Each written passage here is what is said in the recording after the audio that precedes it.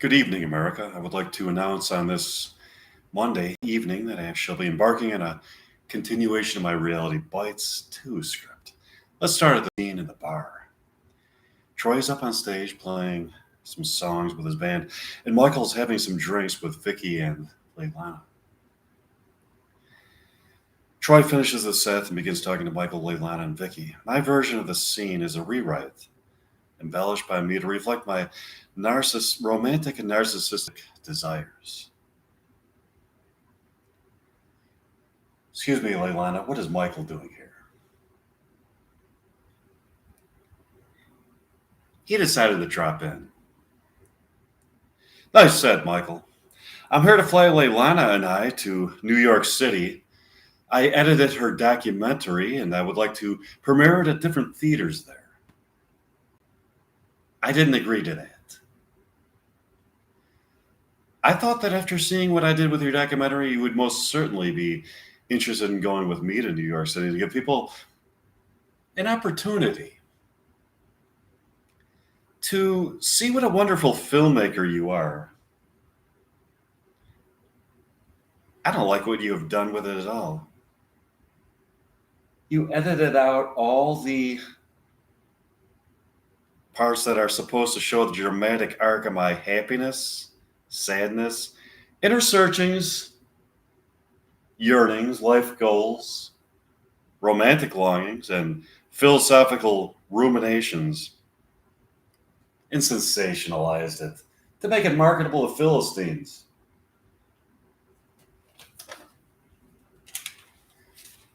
When the checks start coming in, you'll be more than happy with my product, I'm sure. My artistic integrity is the most valuable commodity there is. I know I'm going to be able to succeed with this eventually. If you stick with me, I can guarantee you instant success. I'm looking for artistic success. If I can achieve that, the money will follow. What about me? Go with me and you will drive the world with my rock band. So far, you've only toured the local coffee houses. All of a sudden, the former lover of Leilana shows up to speak with them. His name is Mike Meyer, and he has come to try to get their romance started again. Hi, Leilana. Mike, I don't believe my eyes. You don't think I forgot about you, do you? I haven't forgotten about you. So how have you been?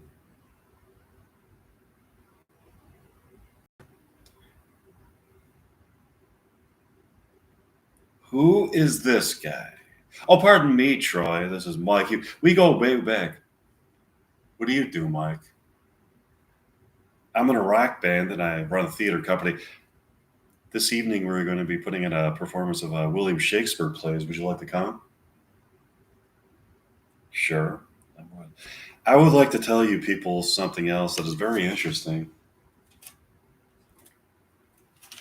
You people are archetypal characters in a script. The real life characters who portray you can be visited if you come with me. Really?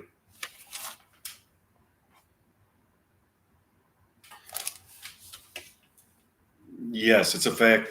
In real life, my character is being played by a guy who is also has the same name, Mike Meyer. The Leilana Pierce character is being played by Winona Ryder. In real life, Mike Meyer is very close to realizing his dream of meeting Winona Ryder, the woman he feels that he is preordained to consummate his love with. The consummation of his love would confer immortality to both of them. True love has that power. Let's go see the play tonight. Are you people with me on this? Everybody nods their approval and they go to see the performance. Here's an exit from it. Now I got to go get my William Shakespeare book.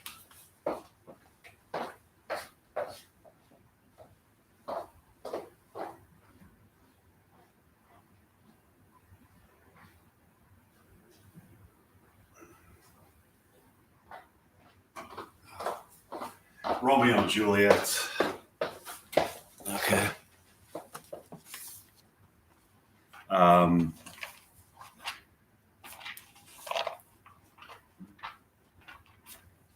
um,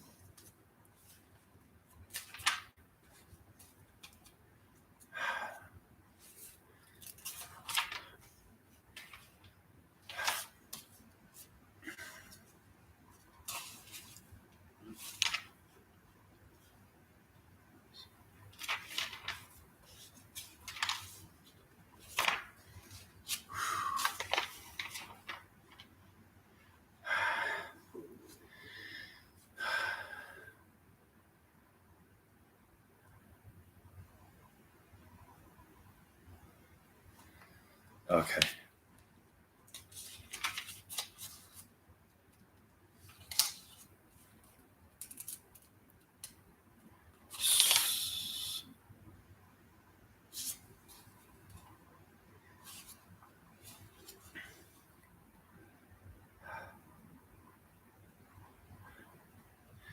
Scene 5, Capulet's house. Oh, she doth teach the torches to burn bright. It seems she hangs upon the cheek of night as a rich jewel in an Ethiop's ear. Beauty too rich for use, for earth too dear. So shows a snowy dove trooping with crows, as yonder lady over her fellows shows. The measure done, I'll watch her place of the sand of stand, and touching hers, make blessed my rude hand. Did my heart love till now? Forswear its sight, for I never saw true beauty till this night.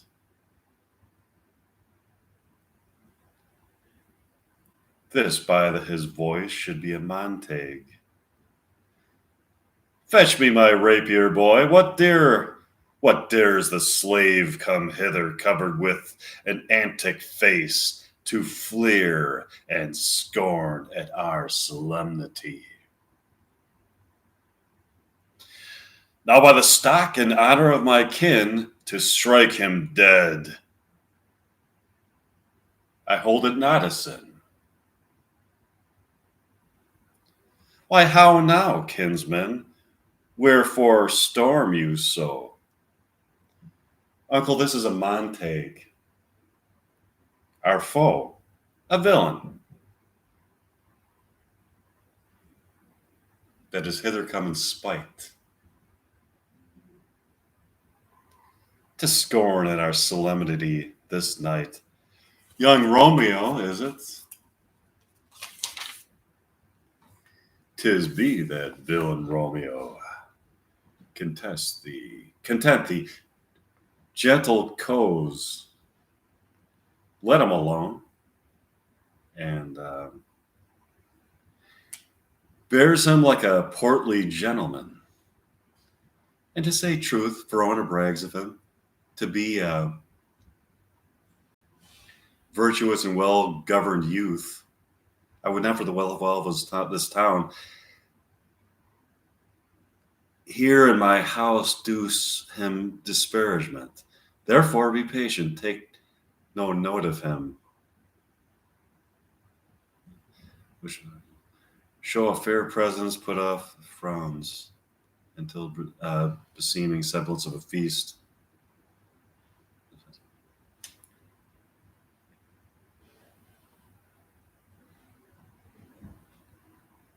I profane with my unworthiest hand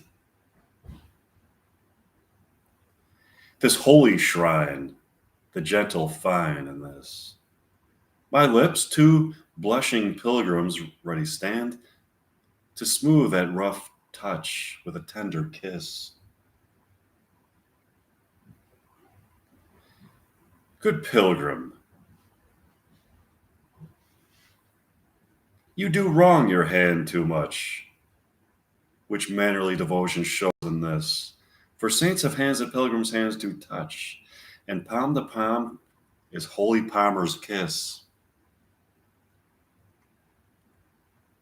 Have not saints lips and holy palmers too? Ay, pilgrim, lips that they must use in prayer. Oh, then, dear saint, let lips do what hands do. They pray, grant thou, lest faith turn to despair. Saints do not more, though grant for prayer's sake. Then move not while my prayer's effect I take. Thus from my lips, that by thine my sin is purged, kissing her. Then have my lips the sin that they have took. Sin from my lips? Oh, trespass sweetly urged. Give me my sin again, kissing her. You kiss by the book. Madam, your mother craves a word with you. What is her mother? Mary Bachelor. Her mother is the lady of the house, and a good lady, wise and virtuous. I nursed her daughter that you talked withal. I tell you, he that can lay hold of her shall have the chinks. Is she a Capulet? Oh, dare account, my life is my foe's debt. Away, be gone, the sport is at the best. So I fear the more is my unrest. Nay, gentlemen, prepare not to be gone. We have a trifling, foolish banquet towards. Is it so? Why, then I thank you all. I thank you, honest gentlemen. Good night. More torches here. Exunt maskers. Come on, then let us to bed. Asera, by my faith, it waxes late. I'll to my rest.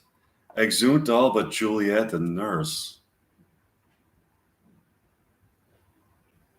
Come hither, nurse.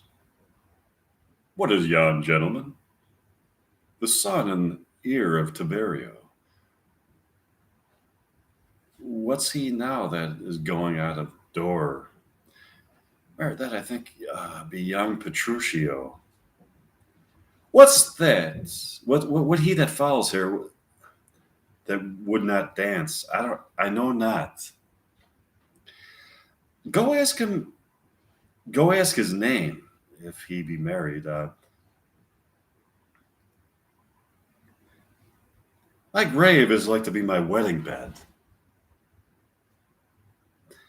His name is Romeo, and a Montague, the only son of your great enemy. My only love sprung from my only hate. Too early seen unknown, and known too late. Prodigious birth of love, it is to me, that I must love a loathed enemy. What's this? What's this? A rhyme I learnt even now of one I danced withal. One calls within Juliet. Anan. Come, let's away. The strangers are all gone. Okay, so now I'll go to back to my original screenplay. Okay.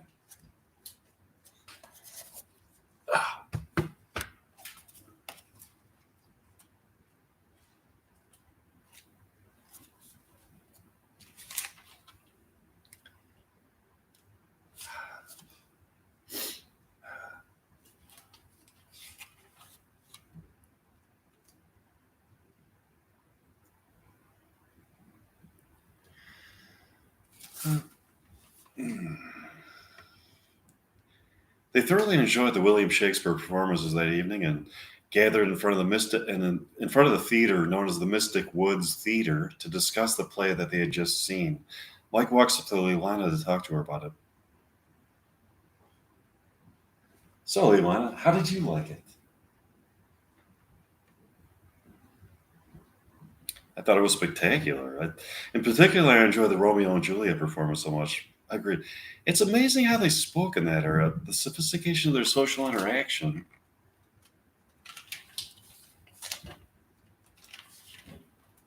was incredible. To actually speak to each other in poetic phrases, a person would have to be acutely brilliant, I would think, to always have a statement or response ready in a poetic form. How odd it to have poetry flowing out of you so easily seems so impressive. Do you have any favorite line that was spoken in the play?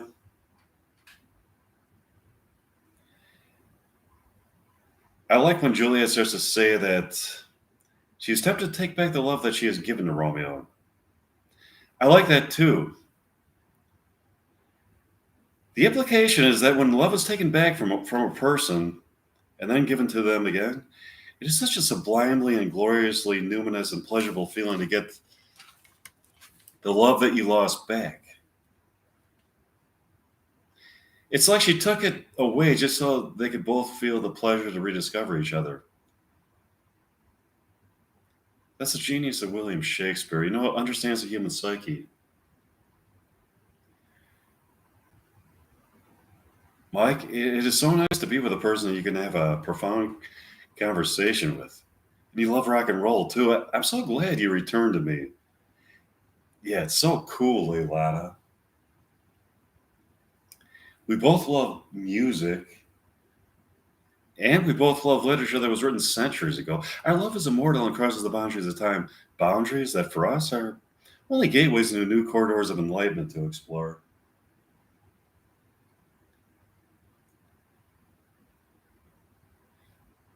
Would you like to stay for the encore presentation?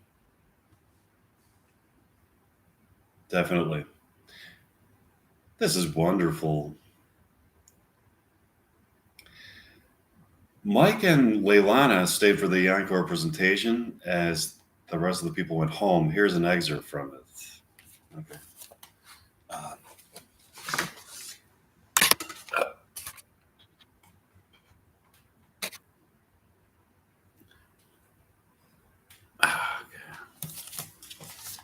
um, on to the taming of the shrew. Okay.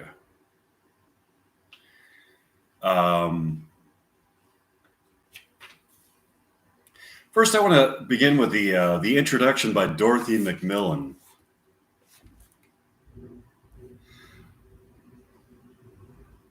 Michael Bogdanov's modern dress production of The Taming of the Shrew in 1979 was well received in terms of its theatrical competence, but a number of critics felt that, however well done, it had better not be done at all.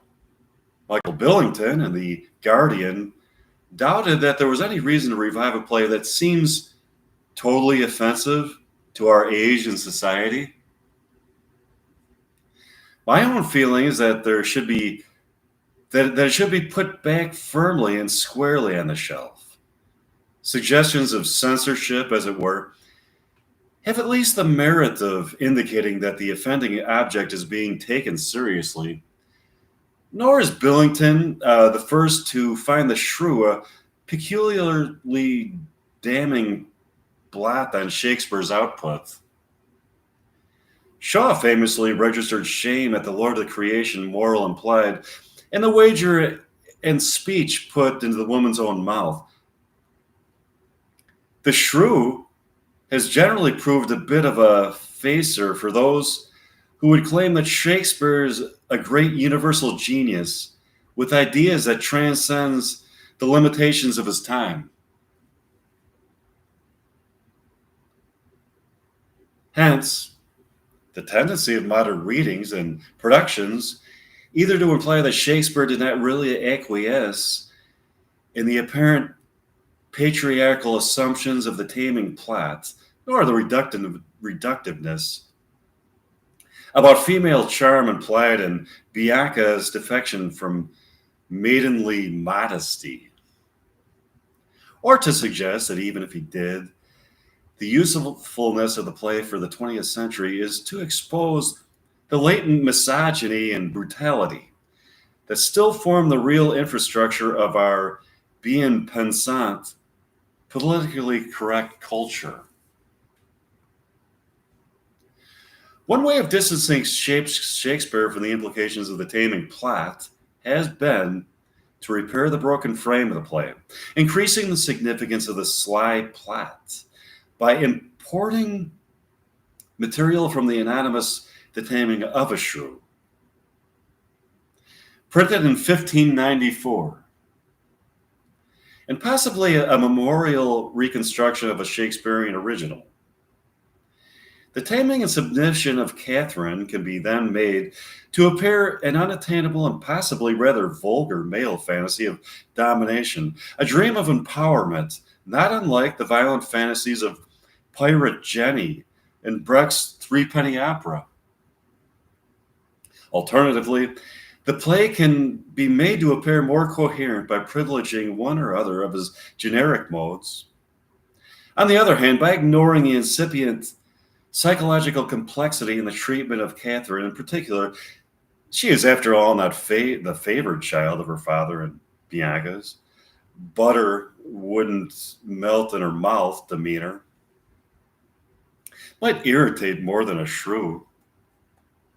Mhm. And taking the whole as a farcical romp with no power to move or upset. On the other side, the farcical nastiness can be played down in favor of the modern notions of relationship, where all is fair between the couple because they really love each other, when through to equality within properly constituted hierarchy, and are even in the most sentimental versions of such a reading, complicit in Kate's response to the wager. Certainly, H.G. Oliver, in his introduction to the New Oxford edition of the play, feels that Shakespeare's not having provided a generically consistent play is a consequence of his youthfulness when he devised it. It's a young dramatist's attempt to mingle two genres that cannot be combined.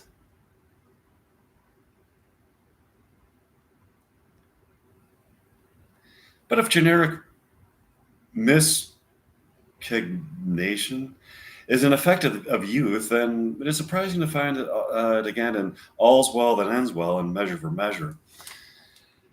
Since these plays, it does much to earn the description problem plays. It might well be well to consider if this is not also the effect in The Shrew. The clash of farcical folk tale and the taming plot with the legitimate desires of both Petruchio and Catherine for lives that they can live betrays the inconsistencies and half-truths that they daily tolerated and evaded.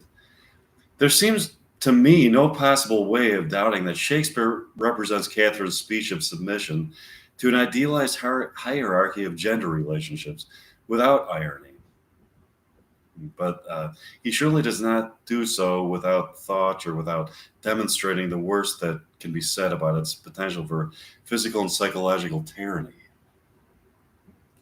The rewards for Catherine's submission in life, as it were, are presumably by those good days and long that Petruchio has already stated as his goal. Since it comes as a definitive repetition, it frames a way of life, while shrewiness is, on the contrary, a lifetime career. The future of Bianca and the widow. This is not modern, but is too bad in the circumstances. The reward in the theater is a complete stage dominance of Kate. It is possible, of course, to pluck weary disaster out of Catherine's eloquent dignity, but it seems not worth the trouble.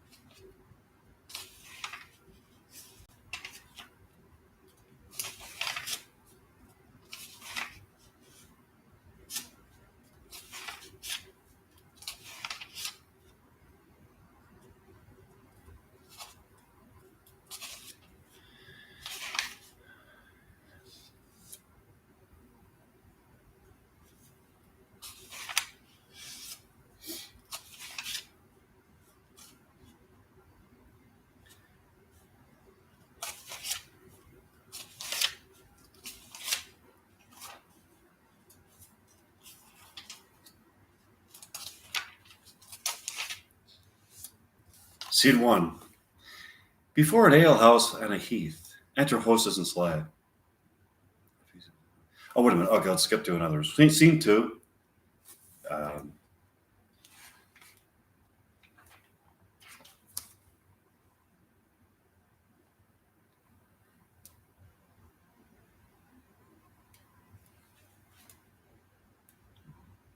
no.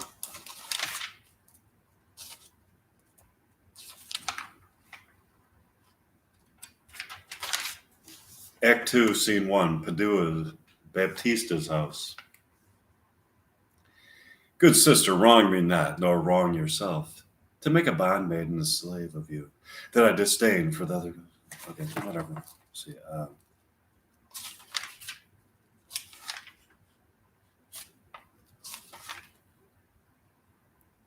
scene one, Padua, Baptista's house.